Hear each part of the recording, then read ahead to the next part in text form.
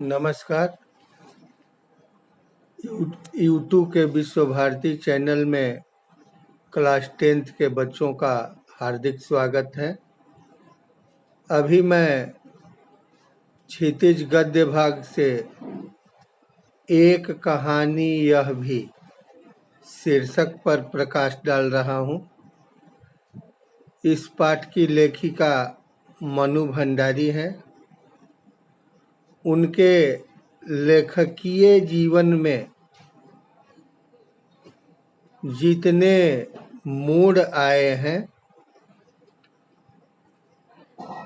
जब वह अपनी आत्मकथा लिखने चलती है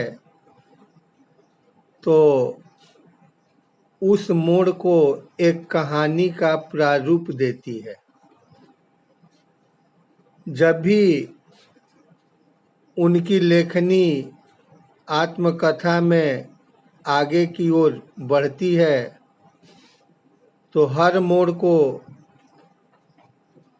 वह एक कहानी की दर्जा देती है और कहती है कि एक कहानी यह भी। बहुत से मोड़ आए हैं, जैसे समाज सुधार के कार्यों में लगे रहना, जैसे पिताजी की बिगड़ी दशा, उसके बाद पास पड़ोस के जीवन, उसके बाद राजनीतिक जीवन, उसके बाद शीला अग्रवाल से संपर्क, उसके बाद स्वतंत्रता आंदोलन में सहभागिता।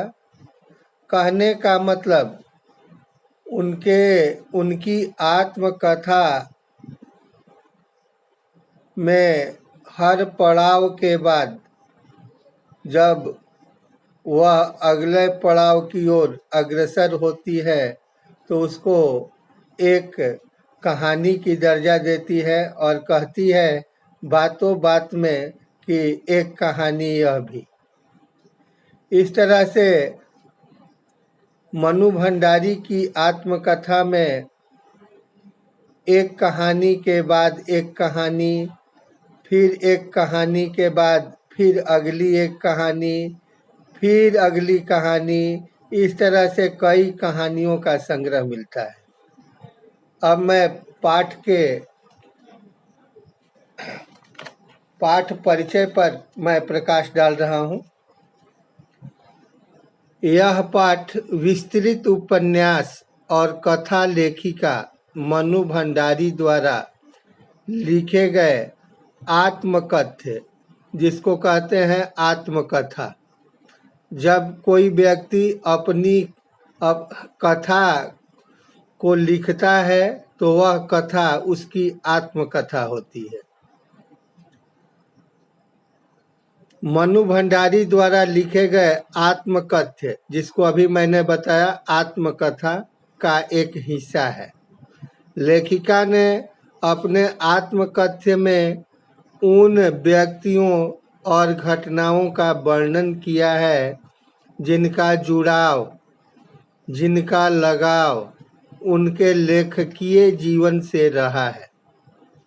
इस अंश के माध्यम से मनु जी ने अपने पिता और अपने कॉलेज की प्राध्यापिका शीला अग्रवाल के व्यक्तित्व और अपने जीवन में उनके महत्व पर प्रकाश डाला है। वस्तुतः यह आत्मकथ्य एक साधारण लड़की के असाधारण व्यक्ति बनने में आने वाली पड़ावों की कहानी है। शहर की एक युवती आज़ादी के आंदोलन से किस प्रकार जुड़ी, इसकी भी एक झलक इस आत्मकथा में देखने को मिलती है। अब मैं कहानी पर चला आता हूँ। कहानी को लाइन बाय लाइन मैं लेकर नहीं चलूँगा। कहानी कुछ अपने ढंग से मैं सेट किया हूँ, सजाया हूँ। उसको आप सुनेंगे और सुनने के बाद उस पर अमल करेंगे। तो आप थोड़ा ध्यान दें। लेखिका का जन्म मध्य प्रदेश के भानपुरा गांव में हुआ, परंतु उसे जो घर याद है वह है अजमेर के ब्रह्मपुरी मोहल्ले का 2 मंजिला मकान। इसकी ऊपरी मंजिल पर उसके पिताजी सदा पुस्तकों और पत्र पत्रिकाओं के ढेर से घिरे रहते थे। नीचे व्यक्तित्व विहीन अनपढ़ माँ अपने बच्चों की इच्छा और पति की आज्ञा का पालन करने में जुटी रहती थी। पुनः इस पर ध्यान दें। अजमेर की बात है। अजमेर में ब्रह्मपुरी मोहल्ले में एक 2 मंजिला मकान है, जिसकी ऊपरी मंजिल लेखिका के पिताजी के लिए है, जो पुस्तकों के ढेर से घिरे हुए रहते हैं। कहने का मतलब पिताजी पढ़ने लिखने वाले व्यक्ति हैं। वे जब भी पढ़ने के लिए बैठते हैं तो उनके टेबल पर चारों तरफ पुस्तकें, पत्र पत्रिकाएं खुले रहती हैं और उसी अवस्था में उसे छोड़कर वे बाहर निकल जाते हैं। पुनः आते हैं, वे पुस्तकों से घिर जाते हैं। आगे ध्यान दें। और ठीक पिता के विपरीत उनकी माँ है। माँ कैसी है? तो माँ अनपढ़ है। पिताजी काफी पढ़े लिखे और माँ बिल्कुल अनपढ़, जो हाउसवाइफ है, घर के काम काजों में रहती है। पिता से माँ का कोई विशेष लगाव नहीं रहता।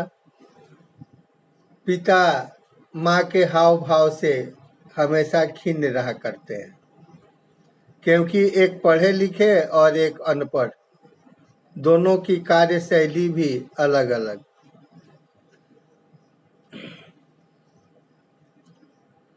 पिताजी का समाज में नाम और सम्मान था। वे कांग्रेस और समाज सुधारकों के कार्यों में लगे रहते थे। खुशहाली के दिन थे। अतः वे दरिया दिली कहते हैं खुला दिल। कहने का मतलब संकुचित दिल के नहीं थे। कौन? मनु भंडारी के पिता का दिल कैसा था? तो दरिया के समान था, दरियाव के समान था। 8-8, 10-10 विद्यार्थियों को घर रखकर पढ़ाते थे। कहने का मतलब ट्यूशन के रूप में नहीं, जैसे उन विद्यार्थियों को अपना बनाकर, उनका पूरा खर्चा लेकर, अपने पुत्रों जैसा उनकी सभी सुख सुविधाएं देते हुए उनको पढ़ाते थे। वे बहुत कोमल, संवेदनशील आप जानते होंगे, भावुक, किंतु क्रोधी और अहंकारी भी थे। देखिए, हर व्यक्ति में गुण के साथ साथ अवगुण भी होते हैं। एक तरफ वे कोमल और भावुक हैं, तो दूसरे तरफ क्रोधी और अहंकारी भी है। किसी आर्थिक झटके के कारण पिता इंदौर छोड़कर अजमेर आ गए। उन्होंने अंग्रेजी हिंदी कोर्स के अधूरे काम को पूरा किया।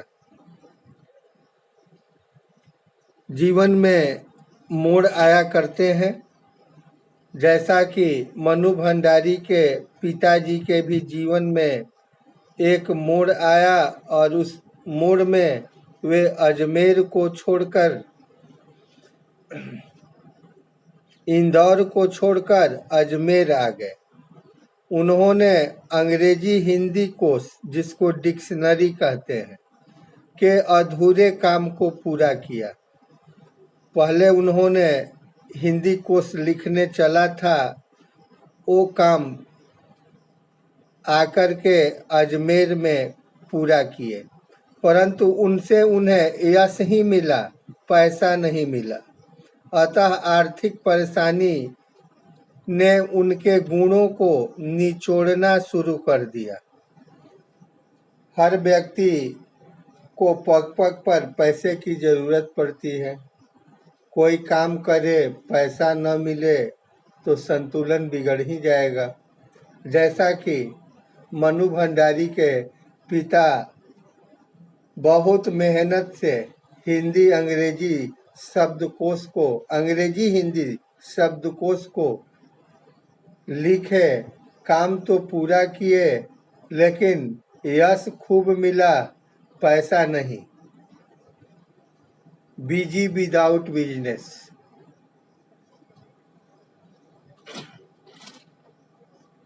उनका अहम और अधिक नुकीला होता गया। वे अपनी परेशानियां बच्चों से बांटते नहीं थे। परेशानियां, अगर कोई ज़्यादा परेशान हो तो लोगों से कहने से उनका ये सिद्धांत था कि परेशानियां दूर नहीं होगी। लोग हंसी उड़ाएंगे, उपहास करेंगे।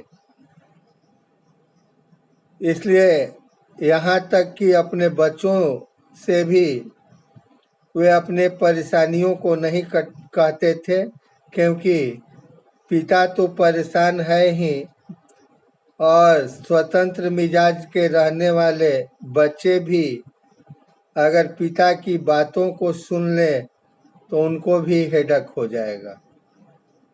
नवाबी आदतें, आदत जो है जन्मजात रहती है। कहने का मतलब नवाबी आदतें, कहने का मतलब शर्ट पैंट आयरन करके पहनते हैं तो गरीबी रहने पर भी उसी तरह से पहनेंगे। कहने का मतलब उनकी आदत में, उनके स्टैंडर्ड में कोई कमी नहीं। अधूरी इच्छाएं और महत्वहीन होते जाने से उनका क्रोध बढ़ता गया। जो भी उनकी इच्छा थी, इच्छा पूरी नहीं हुई तो नतीजा यह हुआ कि असंतुलित हो गए और क्रोध उनका बढ़ता गया। किनका क्रोध? मनु भंडारी के पिता का। उनके अपनों द्वारा किए गए विश्वासघात ने उन्हें बहुत शकी बना दिया। शकी मतलब संकुचित, बात बात पर शक करना, ठीक है नहीं है, अच्छा है बुरा है, संदेह की दृष्टि से देखना। कभी कभी इसका दंड बच्चों को भी भुगतना पड़ता था। लेखिका के व्यक्तित्व लेखिका जानना चाहती है कि पिता के व्यक्तित्व की कौन कौन सी विशेषताएं उसके व्यक्तित्व में समा गई है। बचपन में लेखिका मरियल काली और दुबली थी। उससे 2 साल बड़ी बहन खूब गोरी और स्वस्थ थी। प्रायः पिताजी बड़ी बहन की प्रशंसा किया करते थे। इससे उसके मन में हीनता ग्रंथि बैठ गई थी। ग्रंथि मतलब क्या? गांठ, दबी भावना किसी के स्वभाव को कोई बदल नहीं सकता है। यहाँ मनु भंडारी के वेशभूषा का वर्णन वह खुद अपनी आत्मकथा में करती हुई कहती है कि बचपन में वह देखने में बिल्कुल अच्छी नहीं थी, दुबली पतली काली थी और उनकी बहन का रंग गोरा था।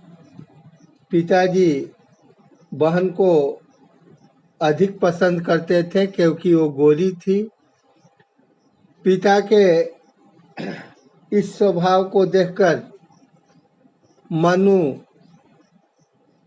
अपने आप हीन भावना प्रकट करती है। अतः आज भी जब उसे कोई सम्मान या उपलब्धि मिलती है तो उसे विश्वास नहीं होता। आज अगर लेखिका के विश्वास खंडित हो गए हैं तो उसके पीछे भी पिताजी का सखी स्वभाव झलकता है। जिन जिन बातों पर लेखिका की टक्कर हुआ करती थी वे सब बातें आज भी उसके व्यक्तित्व में समाई हुई है। कहने का मतलब पिता और पुत्री दोनों का स्वभाव मिलता जुलता नहीं है। पिता कुछ कहते हैं और पुत्री कुछ करना चाहती है। ऐसा होने से दोनों के स्वभाव में टक्कर होता है। अगर लेखिका कोई काम सोचती है और वह काम पूरा नहीं होता है, वह काम खंडित हो जाता है, अधूरा रह जाता है, तो इसके पीछे भी लेखिका का कहना है कि उनके पिताजी का हाथ रहता है।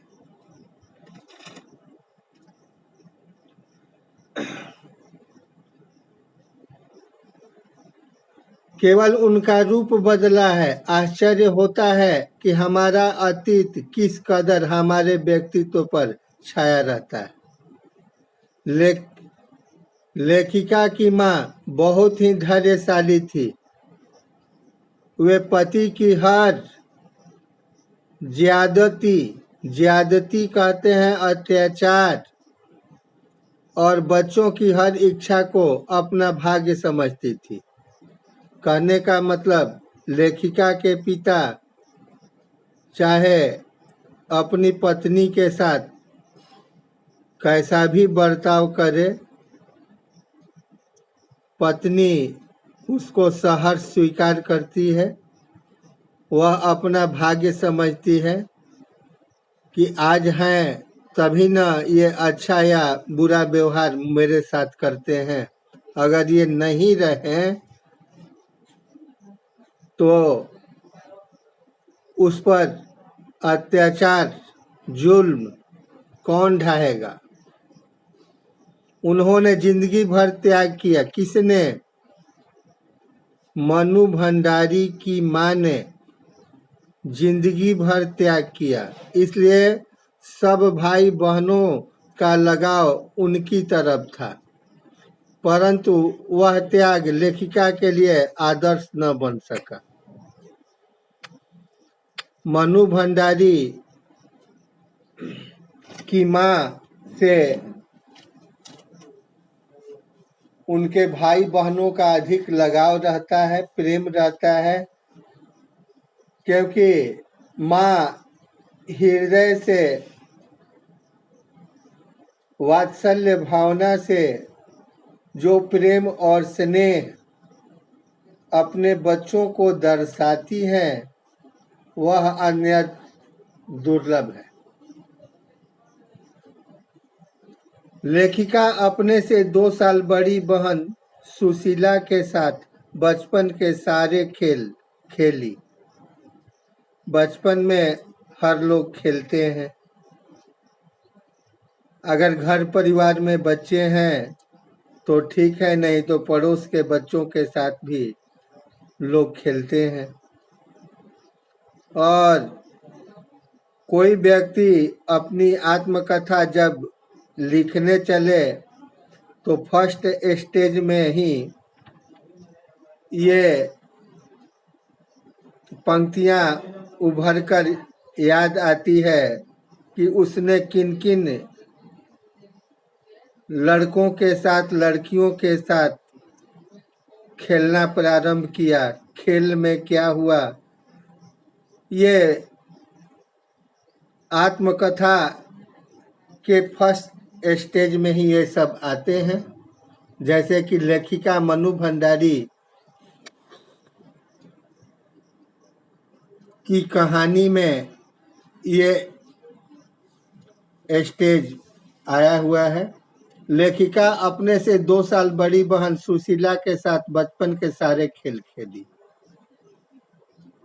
यूं वह भाइयों के साथ गुल्ली डंडा, पतंग उड़ाना, माजा सूतना आदि भी करती रही, परंतु उनकी सीमा होती थी, अपना घर। उन दिनों घर का मतलब पूरा मोहल्ला होता था। कुछ घर तो परिवार के हिस्से ही माने जाते थे। आजकल हम लोग धीरे धीरे अलग होते जाते हैं। पहले जिस नगर का जो मोहल्ला होता था, जिसको कॉलोनी कहते हैं,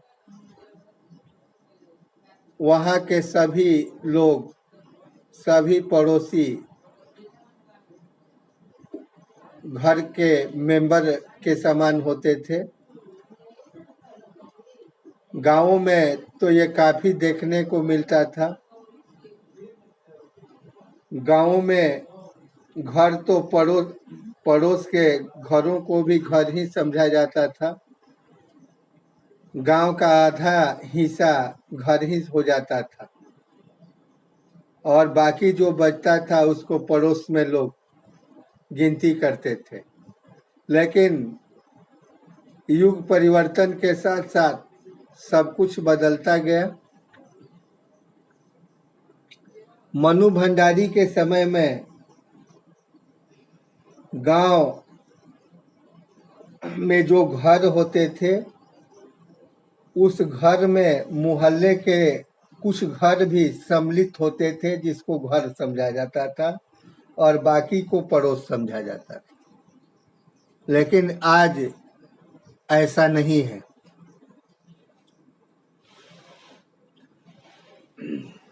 लेखिका सोचती है, उन दिनों की तुलना में आज महानगरों के फ्लैटों का जीवन कितना संकुचित, असहाय और असुरक्षित है।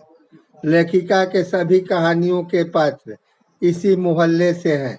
यहाँ तक दा साहब भी मौका मिलते ही महाभोज नामक उपन्यास में प्रकट हो गए। तब लेखिका को एहसास हुआ कि बचपन की यादें कितनी गहरी छाप छोड़ जाती है।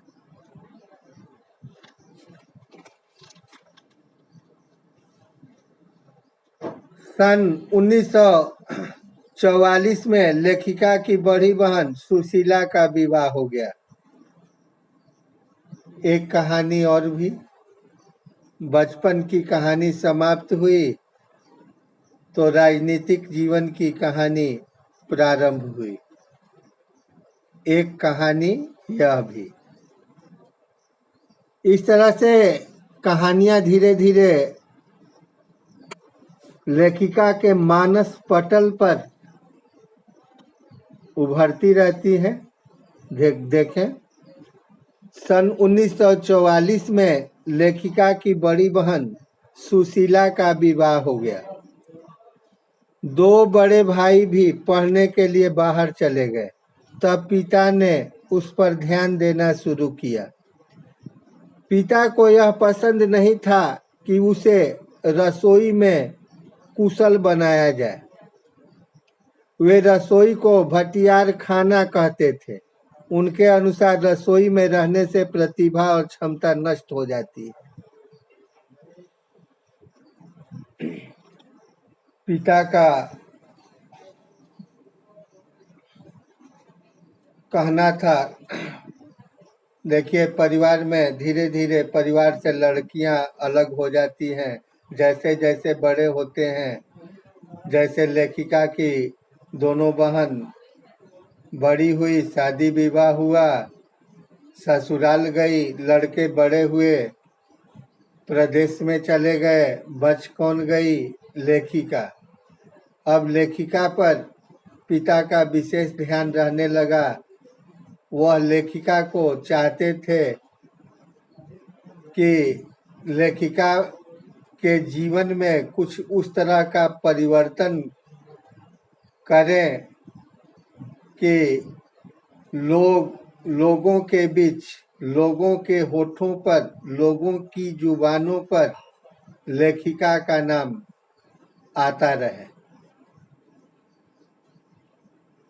देखने लगे पिता कि माँ तो घर के कामों काजों में व्यस्त रहती है, अगर लेखिका भी माँ के अनुसार चले तो ये अच्छा नहीं है।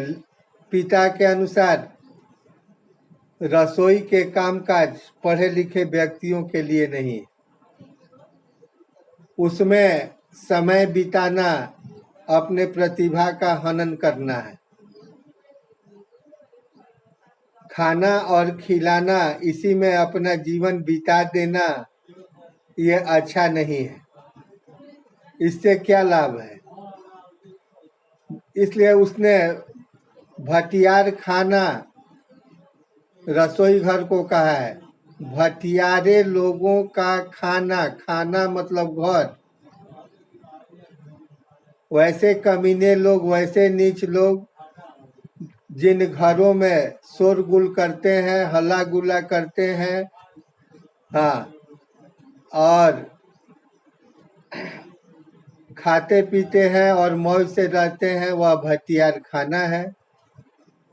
तो पिता नहीं चाहते हैं कि भट्ठी में, भट्ठी जो है आग की भट्ठी, चूल्हा, भट्ठी में अपनी प्रतिभा को झोंकना अच्छा चीज नहीं है। इसलिए मनु भंडारी को रसोई से पिता अलग रखना चाहते हैं। रसोई के काम काजों में उन्हें दक्ष कराना नहीं चाहते हैं। वे नहीं चाहते हैं कि माँ जैसा मेरी पुत्री भी कुशल गृहिणी हो, ऐसा उनके मन मस्तिष्क में नहीं था। अतः वे उसे राजनीतिक बहसों में शामिल करते थे। उनके घर आए दिन राजनीतिक पार्टियों के जमवाड़े होते थे। कभी कभी कांग्रेस पार्टी, कभी कभी कांग्रेस, कभी सोशलिस्ट पार्टी, कभी कम्युनिस्ट पार्टी, तो कभी आरएसएस के लोग आते थे। पिता बहुचर्चित प्रतिभावान व्यक्ति थे, इसलिए उनके घरों पर राजनीतिक लोगों की जमवाड़े होती थी। पिता चाहते हैं कि वे देश में हो रहे आंदोलनों के बारे में जाने। कौन जाने? मनु भंडारी। लेखिका को राजनीतिक दलों के आपसी विरोध तो समझ नहीं आते थे, किंतु क्रांतिकारियों और शहीदों के बलिदान जरूर रोमांचित करते थे। कहने का मतलब शहीदों के प्रति लेखिका का रुझान था, बाकी लोगों के प्रति लेखिका का रुझान उतना नहीं था। 10वीं के बाद एक कहानी, यह भी कहानी मोड़ ले रही है। कहानी का अगला पड़ाव स्टार्ट होता है। अगला पड़ाव की ओर लेखिका मनु भंडारी अग्रसर हो रही है। क्या है देखें। 10वीं के बाद लेखिका को वह से सुनने और किताबें पढ़ने की आदत लगी। सन 1945 में उन्होंने कॉलेज में प्रवेश लिया। वहां उनका संपर्क हिंदी की प्राध्यापिका श्रीमती शीला अग्रवाल से हुआ। शीला अग्रवाल ने उन्हें चुनी हुई किताबें पढ़ने को दी। लेखिका ने शरद प्रेमचंद से आगे बढ़कर जैनेन्द्र, अज्ञेय, यशपाल, भगवती चरण वर्मा को पढ़ना शुरू किया। इन उपन्यासों पर बहसें होने लगी। लेखिका को जैनेन्द्र के छोटे छोटे सरल वाक्यों वाली शैली अच्छी लगी, वे सुनीता पड़ गई। उन्हीं दिनों उन्हें अज्ञेय के शेखर एक जीवनी तथा नदी के द्वीप पढ़ने का अवसर मिला। वह युग मूल्यों के मंथन का युग था। बनी बनाई धारणाएं टूट रही थी। नैतिकता और सही गलत की परिभाषाओं पर प्रश्न चिन्ह लग रहे थे।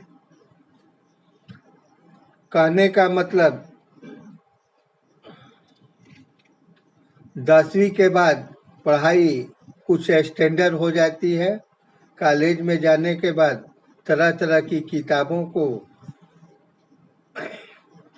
मनु भंडारी ने अध्ययन किया। अच्छे अच्छे प्राध्यापक प्राध्यापिकाओं से भी उनका लगाव रहा, जिनसे उनको काफी सहयोग मिला। सन 1946-47 के दिन थे। सब और प्रभात फेरियां आप जानते होंगे। सुबह के गीत द्वारा लोगों को जगाना, जागृत करना। स्वतंत्रता आंदोलन का समय था, देश गुलाम था। क्रांतिकारियों द्वारा सुबह सुबह प्रभात फेरियां निकलती थी और उस प्रभात फेरियों में ऐसे ऐसे नारे लगाए जाते थे लोगों को जागृत करने के लिए कि लोग जग जाए, लोग सजग हो जाए, लोग अंग्रेजों को अपना दुश्मन समझें, लोग अपने ऊपर होने वाले अत्याचार जुल्म का सामना करें, संघर्ष करें। इसके लिए प्रभात फेरियां निकाली जाती थी। तो सन 1946-47 के दिन थे। सब और प्रभात फेरियां, जलसे, जुलूस, हड़तालें, भाषण आदि चल रहे थे। हर युवा इस माहौल में शामिल था। अतः लेखिका भी सड़कों पर घूम घूम कर नारे लगवाती, हड़तालें करवाती और सारी वर्जनाएं तोड़ डालती। यानी जितने आचार संहिता थे उसको वे तोड़ डालती। तब पिता से टक्कर लेने का सिलसिला शुरू हो गया। विवाह के मामले में भी विरोध चल रहा। एक बार पिता को कॉलेज की प्रिंसिपल का बुलावा आया। एक कहानी यह भी है। पिताजी के भी जीवन में पुत्री को लेकर के कई बातों के टक्कर चल रहे थे। एक टक्कर यह भी हुआ कि पिताजी के विरुद्ध मनु भंडारी विवाह करना चाहती थी। इस बात को लेकर के पिता और पुत्री की बातों में टक्कर चल रहा था, विरोध चल रहा था। तब तक एक बार पिता को कॉलेज की प्रिंसिपल का बुलावा आया। उन्होंने पूछा क्यों न लेखिका की गतिविधियों के कारण उस पर अनुशासनात्मक कार्रवाई की जाए। पत्र में लिखा हुआ था, किनके पत्र में? प्रिंसिपल के पत्र में लिखा हुआ था, जो मनु भंडारी के पिता के पास भेजे थे। मनु भंडारी पर अनुशासनात्मक कार्रवाई करने के लिए। पिताजी कॉलेज गए तो पता चला कि कॉलेज की सभी लड़कियों की यह चहेता बनी हुई है, सबकी नेत्री बनी हुई है। प्रिंसिपल के लिए कॉलेज चलाना मुश्किल हो रहा है। पिताजी बड़े गर्व से कहकर आए, यह आंदोलन तो पूरे देश की पुकार है, इसे कोई नहीं रोक सकता। पिताजी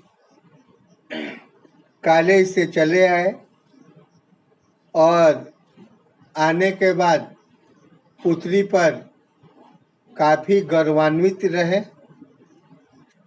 दरअसल पिताजी को अपनी प्रतिष्ठा का बहुत ख्याल था। उन दिनों आजाद हिंद फौज के मुकदमे के कारण देश भर में हड़तालें चल रही थी। शाम के समय छात्रों का समूह चौराहे पर इकट्ठा हुआ। खूब भाषणबाजी हुई। लेखिका ने भी जोशीला भाषण दिया। पिताजी के एक घनिष्ठ मित्र ने आकर मनु की शिकायत की कि लड़कों के बीच लड़कियों को हुड़दंग मचाना ठीक नहीं है। पिताजी के कोई जिगरी दोस्त थे, आकर कहे कि मैंने आपकी लड़की को लड़कों के बीच में देखा जो चौपड़ पर चौराहे पर भाषणबाजी कर रही थी, हुड़दंग कर रही थी, ये शोभा नहीं देता।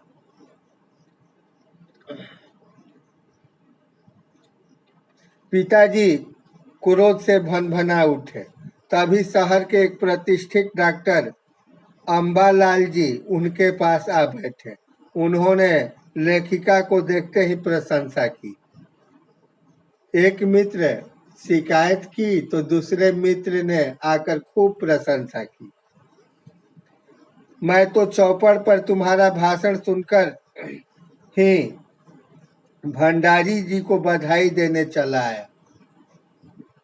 कहा कि जाकर के तुम्हारे पिता को धन्यवाद का पात्र बताऊं कि आप धन्यवाद के पात्र हैं, क्योंकि आपकी पुत्री ने बहुत जोशीला भाषण दिया है।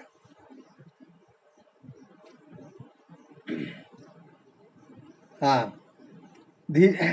तो दूसरे अंबालाल की चर्चा से लेखिका मनु भंडारी के पिता काफी उत्साहित हुए। उनका क्रोध धीरे धीरे गौरव में बदल गया। वास्तव में लेखिका के पिताजी अंतर विरोधों में जी रहे थे। कॉलेज से निकाला मई 1947 में शीला अग्रवाल को लड़कियों को भड़काने और अनुशासन बिगाड़ने के आरोप में कॉलेज से नोटिस दे दिया गया।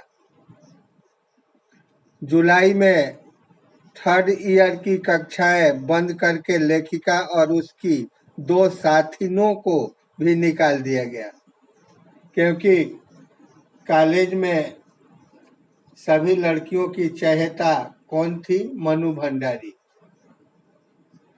इनको चहेता किसने बनाया? तो इसमें शीला अग्रवाल का भी हाथ था। शीला अग्रवाल कौन थी? कॉलेज की प्राध्यापिका थी, प्रोफेसर थी,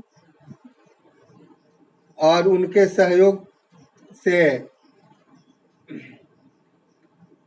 मनु भंडारी के जीवन में क्रांतिकारी परिवर्तन हुए, जिसका नतीजा यह हुआ कि शीला अग्रवाल के साथ साथ मनु को भी क्लास से और 2-3 इनके साथियों को कॉलेज से बाहर कर दिया गया बाई नोटिस। परंतु लेखिका ने बाहर रहकर भी वह हुड़दंग मचाया कि कॉलेज को अगस्त में 3rd ईयर खोलना पड़ा। तभी देश को इससे भी बड़ी खुशी मिल गई, भारत आजाद हो गया। धन्यवाद। एक कहानी, यह भी पाठ का प्रश्नोत्तर पर ध्यान दें। प्रश्न है, लेखिका के व्यक्तित्व पर किन किन व्यक्तियों का किस रूप में प्रभाव पड़ा? लेखिका के व्यक्तित्व पर मुख्य रूप से 2 व्यक्तियों का सर्वाधिक प्रभाव पड़ा। पहला, पिताजी का प्रभाव।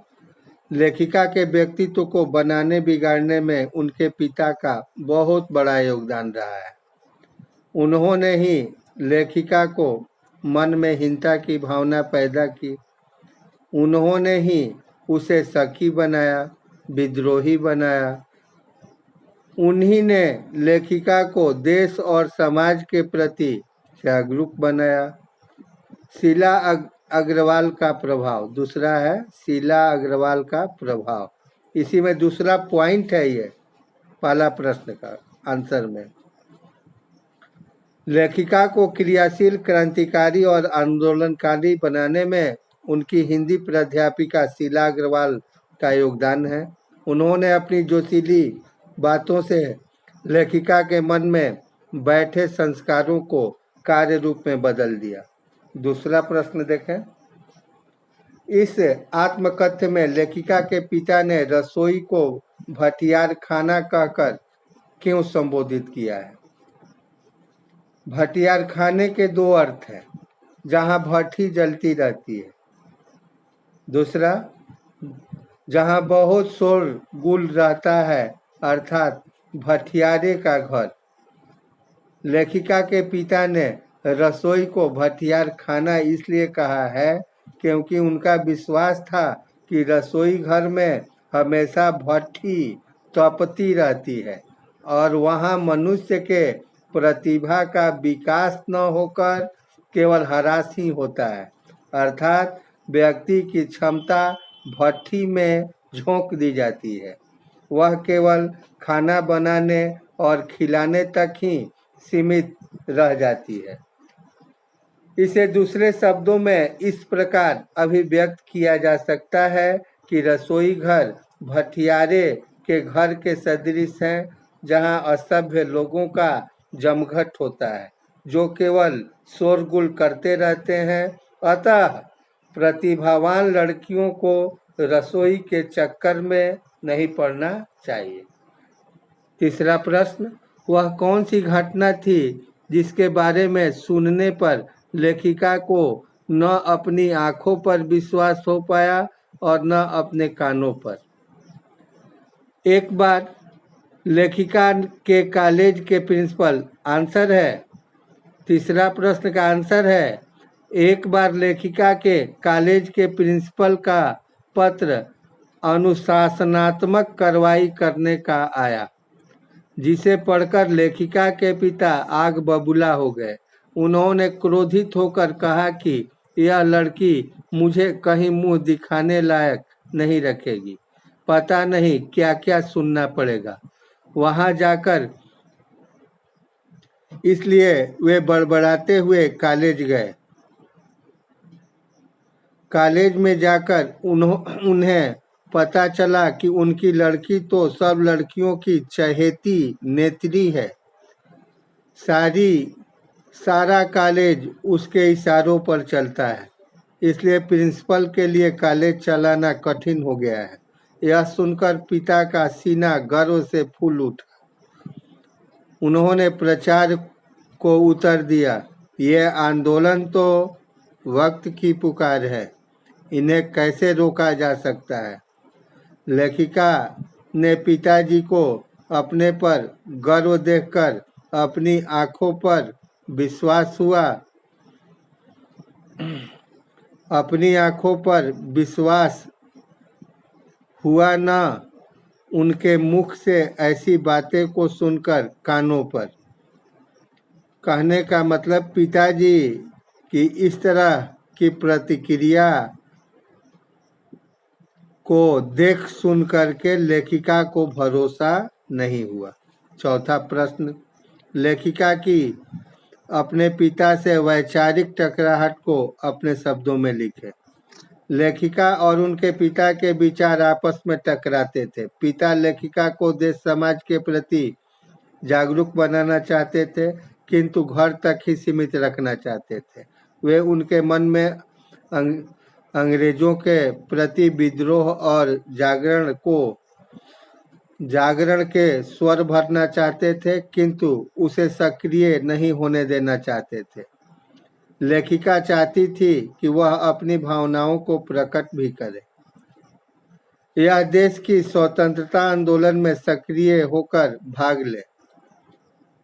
यहीं आकर दोनों की टक्कर होती है। विवाह के मामले में भी दोनों के विचार टकराए। पिता नहीं चाहते थे कि लेखिका अपनी मनमर्जी से राजेंद्र यादव से शादी करे, परंतु लेखिका ने उनकी परवाह नहीं की। पांचवा प्रश्न है, इस आत्मकथ्य के आधार पर स्वाधीनता आंदोलनों के परिदृश्य का चित्रण करते हुए उसमें मनु जी के भूमिका को रेखांकित कीजिए। आंसर इस प्रकार है। पांचवा का, सन 1942 से 1947 तक का समय स्वतंत्रता आंदोलन का समय था। सन 1945 में मनु जी 10वीं पास करके फर्स्ट ईयर में गई तो उनकी भेंट प्रोफेसर शीला अग्रवाल से हुई। उनकी प्रेरणा और प्रोत्साहन से लेखिका ने तत्कालीन स्वतंत्रता आंदोलन में सक्रिय रूप से भाग लिया। उन दिनों हर नगर में हड़तालें हो रही थी, प्रभात फेरियां हो रही थी, जुलूस निकाले जा रहे थे,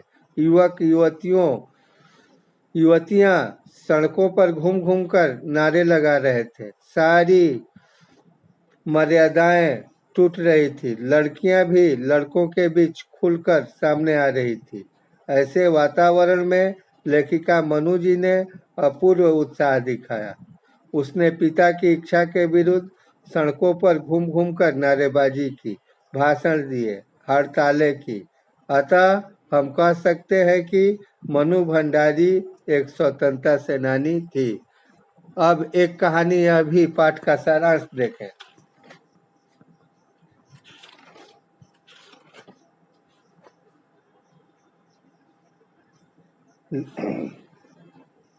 एक कहानी यह भी पाठ का सारांश इस प्रकार है। लेखिका अपने किशोर जीवन से जुड़ी घटनाओं और विशेष रूप से अपने पिताजी तथा कॉलेज की प्राध्यापिका शीला अग्रवाल के विषय में बताते हुए स्वतंत्रता आंदोलन का भी वर्णन किया है। लेखिका ने अपने परिवार और कॉलेज की कुछ घटनाओं का वर्णन करते हुए अपने पिता के स्वभाव में क्षण क्षण में आने वाले परिवर्तनों को भी बताया है। लेखिका द्वारा स्वतंत्रता आंदोलन में की गई भागीदारी में उसका ओज संगठन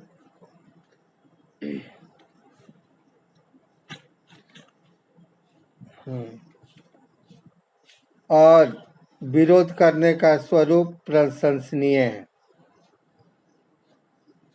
लेखिका ने अपने जन्म स्थान गांव भानपुरा, जिला मंदसौर, मध्य प्रदेश के साथ साथ राजस्थान स्थित अजमेर के ब्रह्मपुरी मोहल्ले के 2 मंजिले मकान से जुड़ी बहुत सी बातों को याद किया है। लेखिका को प्रतीत होता है कि उनके व्यक्तित्व में उनके पिता की कुछ कमियां और खूबियां तो अवश्य ही आ गई है, जिन्होंने चाहे अनचाहे उनके भीतर कई दबी भावनाओं को जन्म दे दिया। लेखिका के पिता अजमेर आने से पहले मध्य प्रदेश के इंदौर में रहते थे, जहां उनकी बहुत प्रतिष्ठा थी। लेखिका ने स्वीकार किया है कि उनके पिताजी अंदर से टूटे हुए व्यक्ति थे, अजमेर आ गए थे और केवल अपने बलबूते पर अपने अधूरे अंग्रेजी हिंदी शब्दकोश को पूरा कर रहे थे। लेखिका की मां का स्वभाव अपने पति जैसा नहीं था। वह एक अनपढ़ महिला थी। वह अपने पति के क्रोध को चुपचाप सहते हुए स्वयं को घर के कार्यों में व्यस्त किए रहती थी। लेखिका 5 भाई बहनों में सबसे छोटी थी। 40 के दशक में लेखिका के परिवार में लड़कियों के विवाह की अनिवार्य योग्यता थी, 16 वर्ष और मैट्रिक तक की शिक्षा। जिस उम्र में लड़की को स्कूली शिक्षा के साथ सुघड़ गृहिणी और कुशल पाक शास्त्री बनाने के नुस्खे सिखाए जाते थे, उस समय पिताजी का आग्रह रहा करता था कि लेखिका रसोई नामक भटियार खाने से दूर ही रहे, क्योंकि उनके अनुसार वहां रहना अपनी प्रतिभा और क्षमता को भट्टी में झोंकना था। वर्ष 1945 में लेखिका ने हाई स्कूल पास करके सावित्री गर्ल स्कूल में, जो पिछले वर्ष ही कॉलेज बना था, उसमें फर्स्ट ईयर में प्रवेश लिया। लेखिका के पिता यह तो चाहते थे कि वह उनकी उपस्थिति में घर में आए लोगों के बीच उठे बैठे, जाने समझे, किंतु उन्हें यह बर्दाश्त नहीं था कि लेखिका घर से बाहर निकलकर सड़कों पर लड़कों के साथ नारेबाजी करती फिरे। एक बार लेखिका के घर पर कॉलेज से प्रिंसिपल का पत्र आया जिसमें उनकी शिकायत की गई थी। वर्ष 1947 में मई माह में प्राध्यापिका शीला अग्रवाल को कॉलेज प्रशासन ने अनुशासनहीनता का आरोप लगाकर नोटिस दिया। इसके अतिरिक्त है जुलाई माह में थर्ड ईयर की क्लासेज बंद करके लेखिका और एक दो अन्य छात्राओं के प्रवेश पर रोक लगा दी गई। इस बात पर लड़कियों ने कॉलेज से बाहर रहकर प्रशासन के निर्णय के विरुद्ध खूब प्रदर्शन किए। इसका परिणाम यह हुआ कि कॉलेज प्रशासन को थर्ड ईयर की क्लासेज पुनः शुरू करनी पड़ी। उस समय इस खुशी से भी बड़ी खुशी लेखिका को देश को स्वाधीनता मिल जाने की हुई थी। धन्यवाद।